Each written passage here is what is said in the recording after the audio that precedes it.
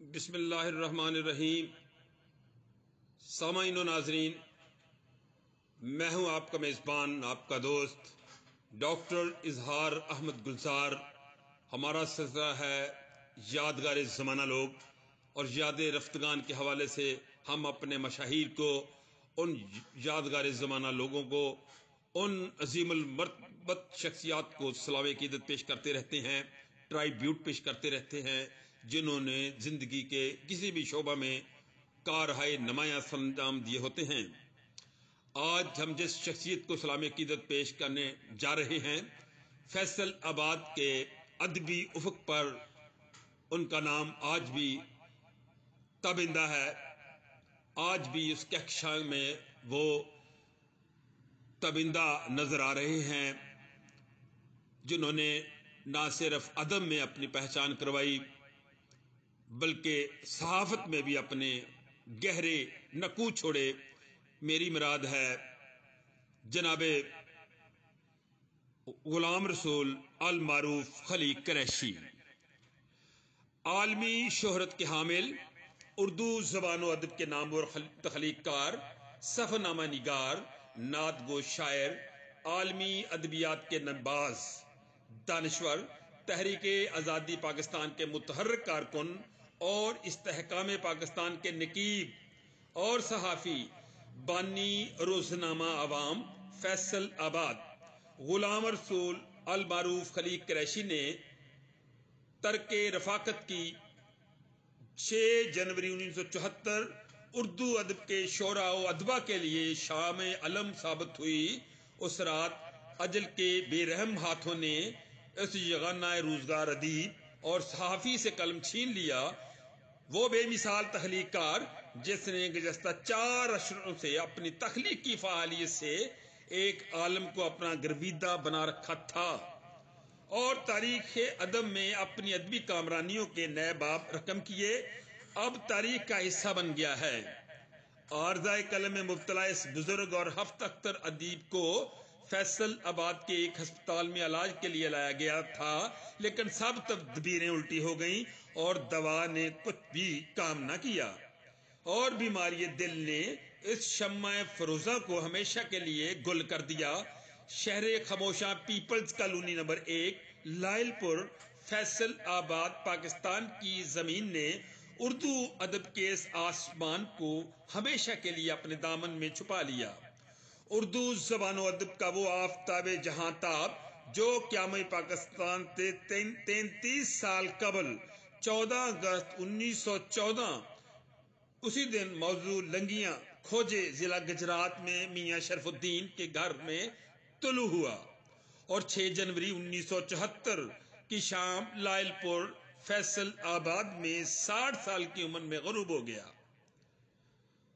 وہ آفتاب جہاں تاب جس کی ضیاء پاشیوں سے کل عالم بقائے نور ہو گیا، وہ زیرک، فعال اور مستعد تخلیق کار جس نے اپنی تخلیقی فعالیت سے اردو زبان و ادب کو عالمی ادبیات میں معیار اور وقار کی رفعت سے آشنا کیا اور اردو ادب کو افلاک کی وسعت عطا کی، اب پیوند خاک ہو چکا ہے۔ اردو زبان میں صحافت کی درخشندہ روایت اور منور باب اختتام کو پہنچا۔ دنیا لاکھ ترقی کرے، اب ایسے باکمال لوگ کبھی پیدا نہیں ہو سکتے۔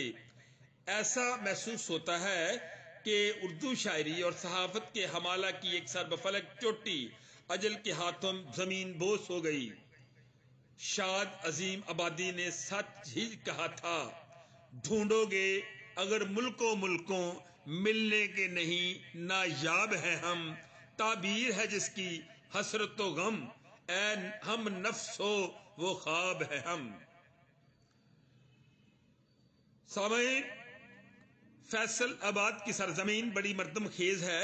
اس کی ادبی فضاؤں نے بڑے بڑے ادبا و شعراء کو جنم دیا اور ان کی ادبی پرورش کے لیے سازگار ماحول فراہم کیا، جنہوں نے نہ صرف وطن عزیز پاکستان بلکہ بین الاقوامی سطح پر اپنی صلاحیتوں کا لوہا منوایا۔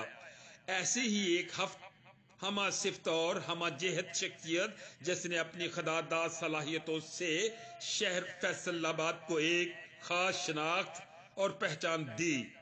لوگ ان کو خلیق قریشی کے نام سے جانتے ہیں۔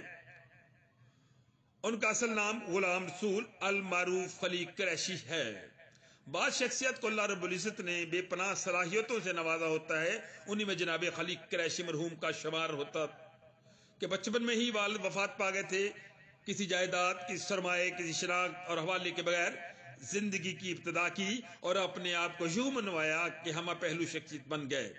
وہ بے یک وقت شاعر، ادیب، صحافی، خطیب اور سب سے بڑھ کر وہ پاکستان اور بانیہ پاکستان کے جانثار تھے۔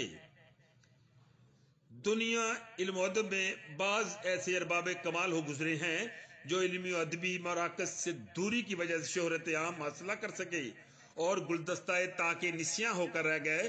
یوں علمی دنیا ان کے فضائل و محاسن اور ادبی منزلت سے بے خبر رہی۔ ایسے ہی باکمال مگر گمنام شخصیات میں غلام رسول خلیق قریشی کا نام بھی آتا ہے، جنہوں نے بعد میں اپنے کلمی نام خلیق قریشی کے نام سے شہرت پائی۔ خلیق قریشی بر عظیم جنوبی ایشیا کی اور عظیم المرتبت ہستیوں میں اور ہمہ گیر شخصیتوں میں سے ایک ہیں، جنہوں نے اس وقت آنکھ کھولی جب یہ خطہ ارضی ایک نازک تاریخی دور سے گزر رہا تھا۔ ان اکابرین نے زندگی کے ہنگاموں میں بھرپور حصہ لیا اور خون جگر سے اپنے عہد کی داستان خون چکا میں رنگ بھرا۔ خلیق قریشی کی زندگی علمی و ادبی کارناموں کا مرکہ ہے۔ خلیق قریشی اپنے فکر و عمل اور تخلیقات کے حوالے سے ایک معتبر نام ہے۔ جناب خلیق قریشی مرحوم چونکہ ایک درویش مند شخصیت تھے، انہوں نے اپنی زندگی میں جتنا بھی کلمی کام کیا اسے کبھی کتابی شکل میں لانے کی کوشش نہ کی، بلکہ وہ فقط اخبارات میں شائع ہوتا رہا، جن میں نوائے وقت، لائل پور اور روزنامہ عوام سر فہرست ہے۔ اللہ پاک نے اپنے بندوں سے کچھ خصوصی کام لینا ہوتا ہے، ان کے اس تمام کلمی کام کو محفوظ کرنے اور اسے کتابی شکل میں لانے کا سہرا اللہ رب العزت نے ان کے بڑے صاحبزادے محمد ظہیر قریشی مرحوم، جو کہ نہ صرف خلیق قریشی کے صحافتی وارث بن کر ابھرے بلکہ ان کے ادبی وارث ہونے کا اعزاز بھی انہیں حاصل ہوا۔ انہوں نے خلیق قریشی مرحوم کے تمام کام کو کتابی شکل میں لانے کی سعی کی اور اپنی حیات میں خلیق قریشی مرحوم کی 3 کتابیں شائع کروائیں، جو کہ بالترتیب اس طرح سے ہیں: برگ صدرہ، نعتیہ مجموعہ، نقش کف پا غزلیات اور تیسری سرے دوش ہوا یہ نظمیں۔ یہ مواد اکٹھا کرنا اور اسے ایک جگہ جمع کرنا اتنا آسان نہ تھا۔ اس مشکل اور بکھرے ہوئے کام کو اکٹھا کرنے کے لیے انہوں نے ایک 4 رکنی ٹیم تیار کی، جس کے ارکان نے خلیق قریشی مرحوم کے تمام کام کو اکٹھا کرنا شروع کیا، جس میں زیادہ وہ میسر آ سکا جو روزنامہ عوام فیصل آباد میں شائع ہوا تھا اور اس کا ریکارڈ موجود تھا۔ اس ٹیم کے اراکین میں جناب ڈاکٹر ریاض مجید، پروفیسر شبیر احمد قادری، حمید شاکر اور قمر عباس قمر تھے۔ مزید برآں روزنامہ عوام کے اداریے کے اراکین نے اپنی اپنی جگہ مکمل معاونت کی اور اردو ادب کا یہ معتبر نام کتابی شکل میں محفوظ ہو گیا، وگرنہ بے شمار افراد کی ادبی کاوشیں تاریخ کی دھول کی نظر ہو جاتی۔ خلیق قریشی اپنے نام کی طرح خلیق، متواضع اور مرنج انسان تھے۔ وہ جس سے ایک بار مل لیتے اسے اپنا گرویدہ بنا لیتے تھے۔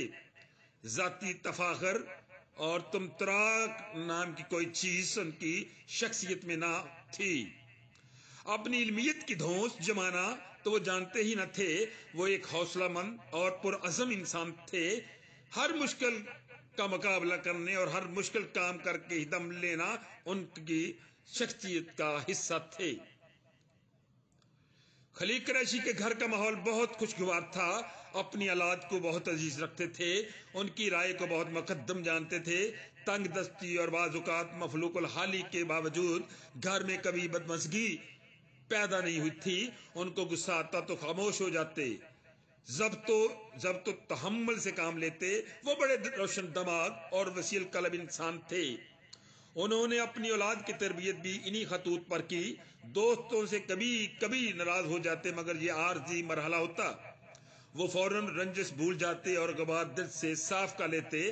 ان کی شخصیت میں 4 چیزیں کوٹ کوٹ کر بھری ہوئی تھیں: سادگی، ایثار، خدمت اور دردمندی. خلیق قریشی نے جس ماحول میں آنکھ کھولی وہ اقتصادی لحاظ سے پسماندہ تھا.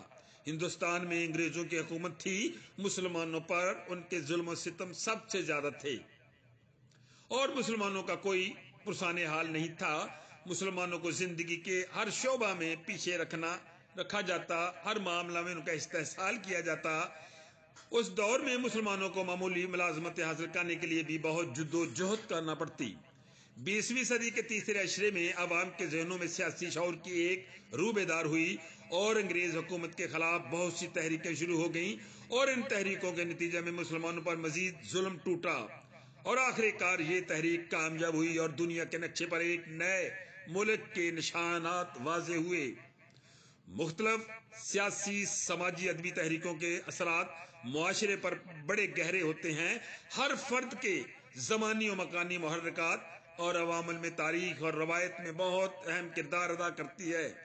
یہ چیزیں ان کے لاؤ شعور کا حصہ بن جاتی ہیں.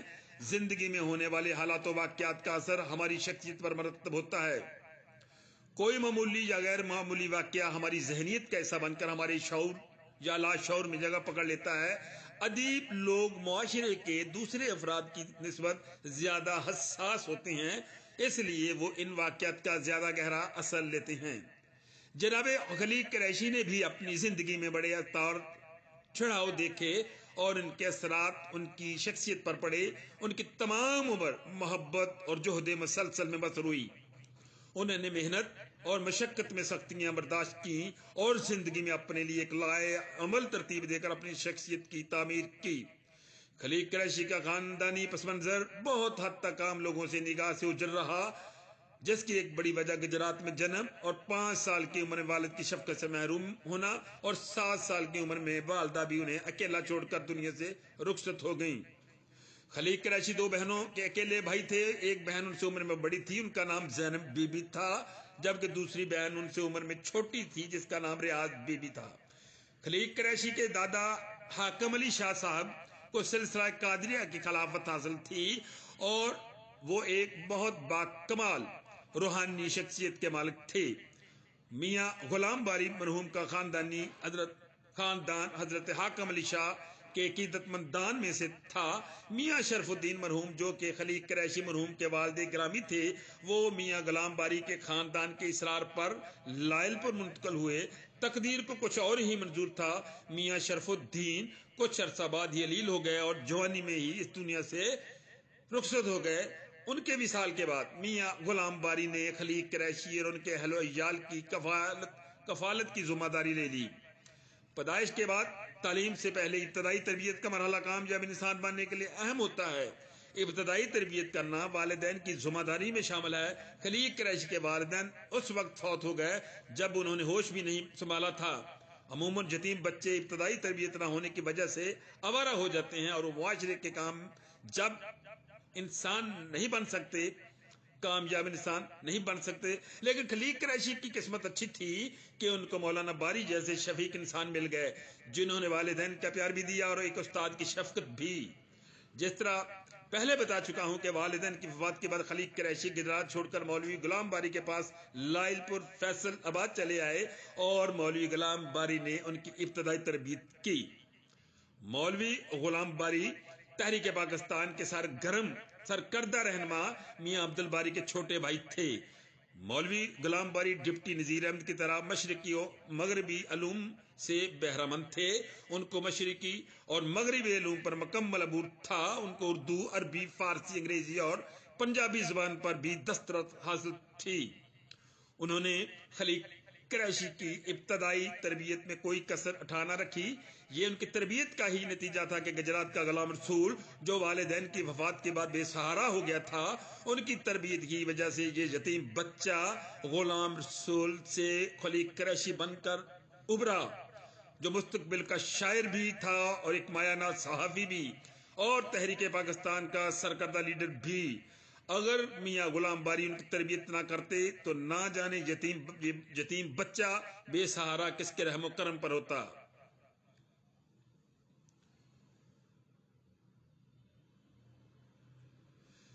جناب خلیق قریشی لائل پور فیصل بعد میں بھی شاعری میں تباہ آزمائی کرتے رہے، لیکن جب ان کو لاہور میں ادبی فضا ملی تو ان کی دلچسپی مزید اضافہ ہوا جب وہ پڑھنے کے لیے لاہور گئے۔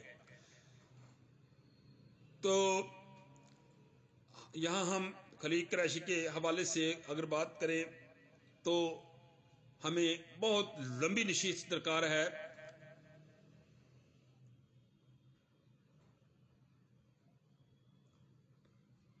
خلیق قریشی نے اپنے معاصر شعراء میں نون میم راشد، میرا جی، سردار جعفری اور تصدق حسین خالد کی طرح شعری حیاتوں کے تجربے کرنے کے بجائے خیال اور فکر کو زیادہ اہمیت دی اور اس کے لیے مروجہ پیمانہ ہی اختیار کیا، اور تجربوں کے گورکھ دھندوں میں الجھنے کے بجائے وہ راستہ اختیار کیا جو علامہ اقبال اور مولانا ظفر علی خان اور اسی قبیل کے دیگر شعراء نے اختیار کیا۔